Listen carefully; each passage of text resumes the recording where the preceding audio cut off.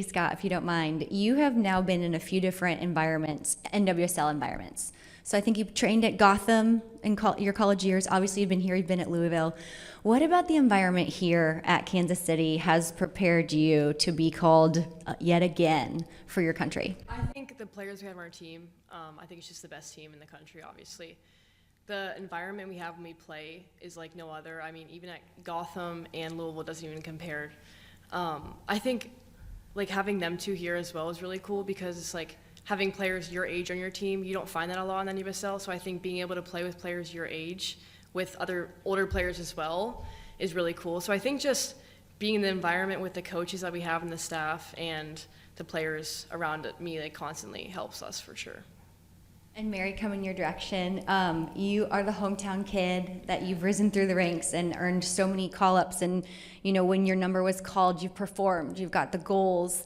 What does it mean to you to know that the training camp will be held here, that the first team is playing here, all at facilities in Kansas City? When you were playing when you were younger, when I was playing, this was not even a dream, but it wasn't quite a thing. Now it is, and you're getting to not only play for Kansas City, but your country here in your own backyard. Yeah, I mean, obviously I love the city, spent my whole life here. I think it's really like to showcase our facilities too as well. Like, it's really cool. We get to train alongside the full team a little bit, and I think that'll be awesome. But it definitely means a lot to have it here. Like, we have the best stadium, obviously, so I think we're super excited. And Alex, just, you know, St. Louis down the road, right? What have you seen as far as the growth of Kansas City? You've talked a lot about feeling so welcome when you came here, but the growth of the game of soccer in Kansas City now hosting the U.S. Women's National Team. Yeah, I think the first time I was here in KC, I was like amazed and just so impressed by it all. I think even now, 2 years later, it's grown even more. So I'm just grateful and thankful to be in the city and that they welcomed me, and I just can't wait to grow the game more here. And I think the U.S. coming is just another great opportunity and just shows how much this game has grown here in this city. Awesome. We'll see you in the room. Yeah, go ahead. I guess, how much of an advantage is it to have all three of you going up and, well, going across town essentially to train together for this camp?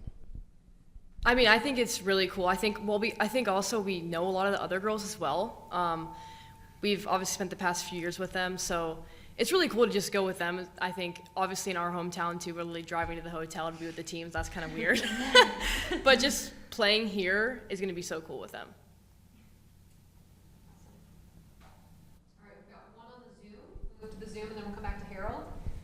What is the number one thing that each of you want to show your national team teammates about Kansas City?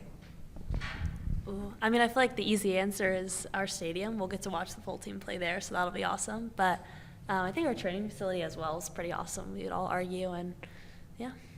I think I would say the environment during the games are really cool. I think the fans and how they set up with the videos and the fireworks and just all of it is like so just crazy to be in, and I think mostly when you're on the field and feeling that, it's really cool. So I think just having girls feel that feeling here. I think y'all both said it best, honestly. Awesome. Okay, we'll go over to Harold. Harold, go ahead. First off, congratulations, and second off, you've got three, teammates to look up to here that are on the senior team. What is it like for you guys and the inspiration they provide that you get along on your U.S. journey as well? Yeah, I think it's like Katie said, to be able to train with those kind of players every day makes all of us so much better. And I think those three, too, have gone up through the youth national teams as well. So it's really cool to hear about what their experience was like. And it's obviously not exactly the same as ours, but they are pretty amazing. So I think it's cool when you see someone play the same position as you and you see how hard they work every day. And so just the opportunities that they get and just trying to take some pieces from their game and bring it to mine and just learn from them, I think that's also just been such a great opportunity. And the other question I'd have is just to put on the shirt, even if it's a training shirt, just to put on the U.S. shirt. Just down the line, what does that mean to all you guys to be able to do that? Even though you may have done it before at a youth level, it's still always important to represent your country. I mean, I think the feeling just never goes away. The change, like the feeling you get when you put that on and you look down and see the crest is just super, it's like a blessing, I feel like. And obviously so many girls in this country want to be that. So I think just playing for the players who wish they could and have the opportunities that we have had growing up, I think our team and our culture with the U20s is very solid and very good, and we're all very close. So I think having that as well is super important for us. Awesome, Harold, thank you. We've got one more in the chat. This one's for Alex. Alex, this is obviously your first call up to the U20 level. What does that mean to you? Yeah, I think for me, I haven't been in camp for a year and a half from my injury, so I was just blessed to even get the email and see my name, and obviously being here in Kansas City was awesome too, so I'm just super grateful, and I think it's taken me a long time to get back, so I'm just grateful that I get to be here with them and share this moment.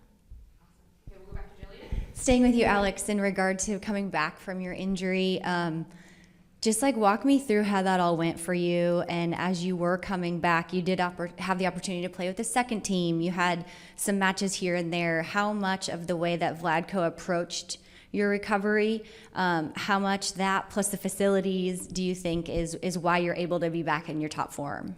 Yeah, I think from Vladko, the performance team, my head of rehab, I think everyone took it so seriously. And obviously I'm a really young player, and I think that was the most important thing is how can I get minutes in a safe way, in a safe environment that's not going to overtax me, overpush me, whatever it may be. So I think everyone came together collectively, and I had a really great plan. I think you're seeing it now. I've come back, and I think, honestly, I'm better than what I was last year. So I feel like for me that's been great. And, yeah, I was super thankful that everyone took the time and they cared a lot. So I'm just happy.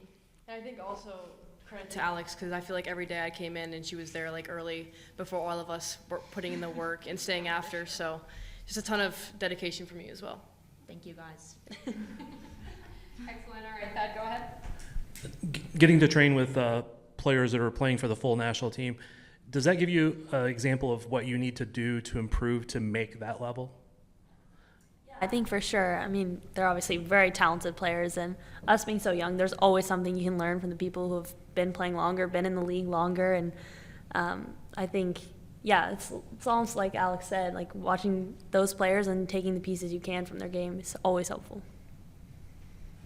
And then a little less serious one, Allie mentioned her first jersey that she had of a national team player. What did you guys know, like the first jersey you had of a player that you looked up to?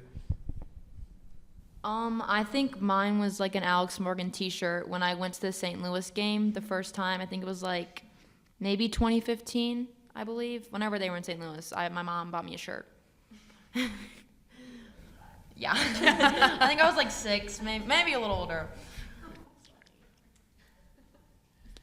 Okay, we've got another one from the Zoom.